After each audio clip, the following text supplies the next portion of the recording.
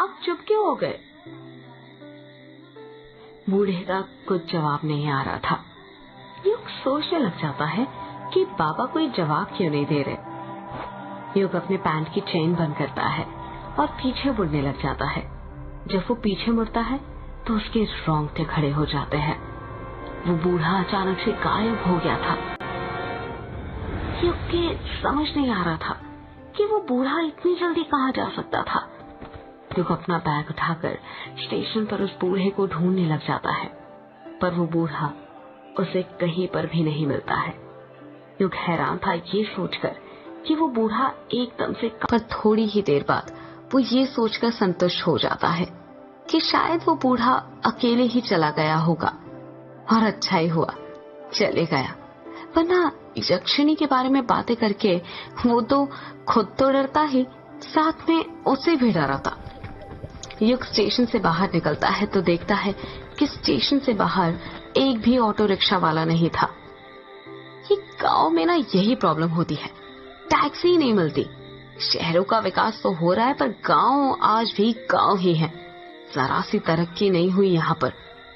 आज भी वैसा का वैसा है जैसे पहले था। इतना कहकर युग पैदल पैदल ही बंगला मुड़ा गांव जाने के लिए निकल जाता है। आधे एक घंटे में वो बंगला मुड़ा गांव पहुंच जाता है। बंगला मुड़ा गांव पार करने के बाद काला झाड़ी जंगल पड़ता है, जिसको पार करने के बाद ही किश्नोई नदी आती है। और वहीं से थोड़ी दूर पर युग की ग्रेवयार्ड कोठी थी, जहां पर युग को जाना था। युग ने बंगला मुड़ा गांव तो पार कर लिया था, पर काला झाड़ी जंगल के अंदर वो फंस गया था। किश्नोई नदी जाने का रास्ता वो भूल चुका था। काला झाड़ी जंगल में अंधेरा इतना ज्यादा था कि उसके समझ ही नहीं आ रहा था कि कौन सा रास्ता कहां पर जाता है। युग जंगल के अंदर लगे बांस के पेड़ों को देखते हुए कहता है, अब क्या करूं? आगे का रास्ता तो भूल गया मैं। 2-3 राउंड मार लिए, पर बार बार घूमकर फिर से यहीं पर आकर रुक जाता हूँ। ये काली झाड़ी का जंगल तो पहेली बन गया है मेरे लिए, कुछ समझ ही नहीं आ रहा क्या करूं। युग अपना मोबाइल निकालते हुए कहता है, यहाँ पर तो नेटवर्क भी नहीं आ रहा कि किसी को फोन करके बुला लूं।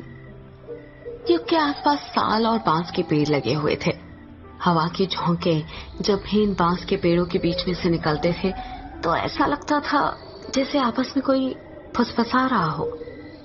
मोबाइल के टॉर्च की रोशनी में युग को ज्यादा कुछ नहीं दिखाई दे रहा था।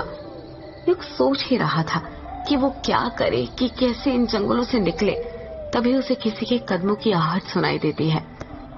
कदमों की आहट सुनकर युग सहम सा जाता है और सोचने लग जाता है कि इतनी रात में जंगल में कौन होगा। युग डरने लग जाता है और सोचने लग जाता है कि कहीं यक्षिणी तो नहीं। पर फिर वो अपने दिल को तसल्ली देता है, नहीं, यक्षिणी कुछ नहीं होती, सिर्फ कहानियां हैं जो मेरे पापा ने बनाई थी।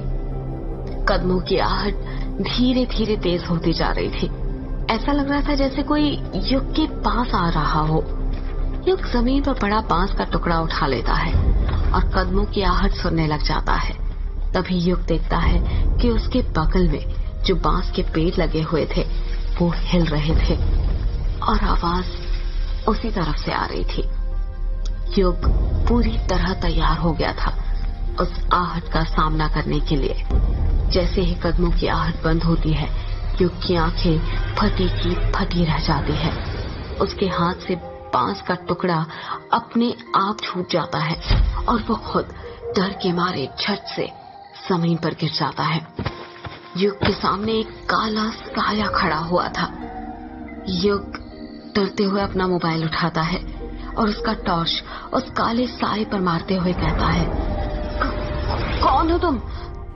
एक लड़की की आवाज सुनाई देती है, मैं अभिमन्यु।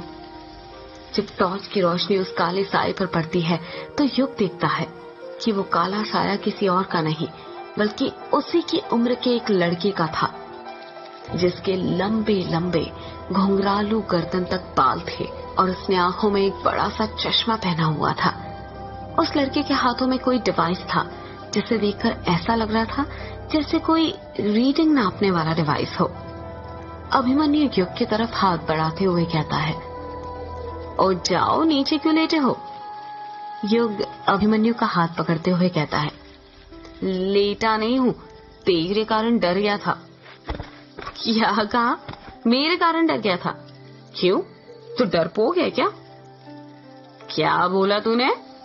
इतना कहकर युग अभिमन्यु के चेहरे पर टॉर्च मारने लग जाता है। जब युग गौर से अभिमन्यु का चेहरा देखता है तो हैरानी के साथ कहता है, कहीं तुम अभी तो नहीं? युग अपनी बात पूरी करता उससे पहले ही अभिमन्यु भी युग की तरफ उंगली करते हुए कहता है, और तू युग है ना? इतना कहकर ही दोनों एक दूसरे के गले मिल जाते हैं। अभिमन्यु युग के बचपन का दोस्त था। युग अभिमन्यु के बालों को हाथ लगाते हुए कहता है, तू तो बहुत बदल गया यार, बड़े बड़े बाल, आंखों में बड़ा सा चश्मा। अभिमन्यु कहता है, बदल तो तू भी गया है यार। ये बता, कब आया और कहाँ जा रहा है तू इतनी रात में? बस आज ही आया, ये मान ले 1-2 घंटे पहले, और मैं तो अपने ग्रेवयार्ड कोर्ट ही जा रहा हूँ। तू बता, तू कहाँ जा रहा है इतने सुनसान जंगल में, वो भी इतनी रात में? और तूने ये बाल इतने बड़े क्यों कर रखे? एक पल तो मुझे लगा जैसे वो थी। अभिमन्यु हैरानी के साथ पूछता है, वो थी मतलब? युग बात को घुमाते हुए कहता है, छोड़ ना, और तू पहले मेरे सवाल का जवाब दे। ये बता, तू इतनी रात में यहाँ पर क्या कर रहा है? मुझे तो कुछ गड़बड़ लग रही है। यार गड़बड़ वड़बड़ कुछ नहीं है। अगर मैंने बता दिया ना कि मैं यहाँ पर क्या कर रहा था तो तू हंसेगा, इसलिए बेहतर होगा कि ना तुम मत ही जान। अरे नहीं हंसूंगा भाई, पहले तू बता तो यहाँ पर कर क्या रहा था?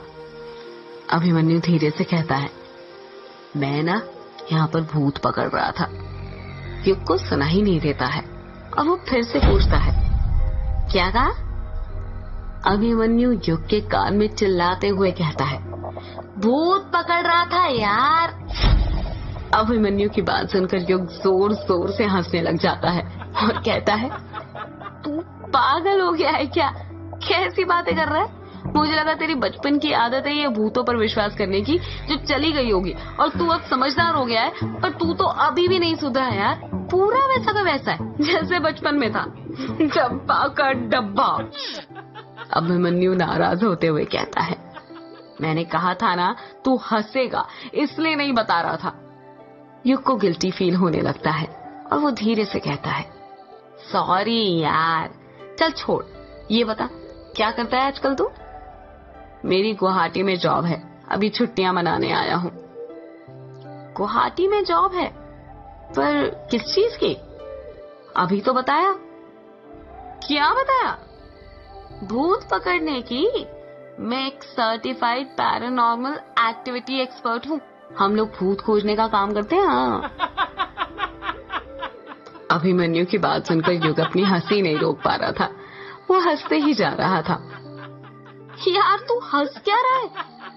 हंस ले, जिनको कम नॉलेज होती है ना वो अक्सर अपने से ज्यादा नॉलेज वालों को पागल ही समझते हैं। शायद तुझे पता नहीं है, हमारे इंडिया में ना 10 सर्टिफाइड पैरानॉर्मल सोसाइटीज हैं जो भूत खोजने का काम करती है। मैं भी उसी सोसाइटी में सर्टिफाइड हूँ, समझा? युग हंसते हुए कहता है, ये बता, आज तक कोई भूत खोजा या नहीं तूने?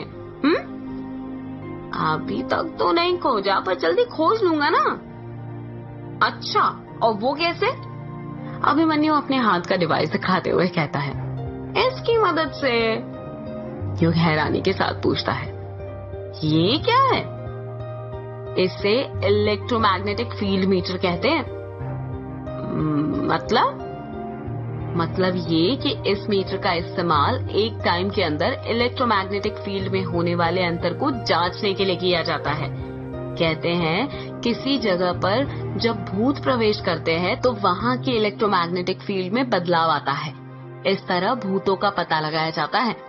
इसमें एक अलग तरह का सेंसर भी लगा होता है जो बजता है और हमें बताता है कि हमारे आसपास कुछ अदृश्य शक्तियां हैं। या कुछ बोलता उससे पहले ही वो इलेक्ट्रोमैग्नेटिक फील्ड मीटर बजने लग जाता है। युग हैरानी से पूछता है, ये क्या हो रहा है? कि डिवाइस इतनी आवाज क्यों कर रहा है? अभिमन्यु अपने आसपास देखते हुए कहता है, ये संकेत है कि हमारे आसपास कुछ है। युग धीरे से कहता है, मतलब भूत? हाँ,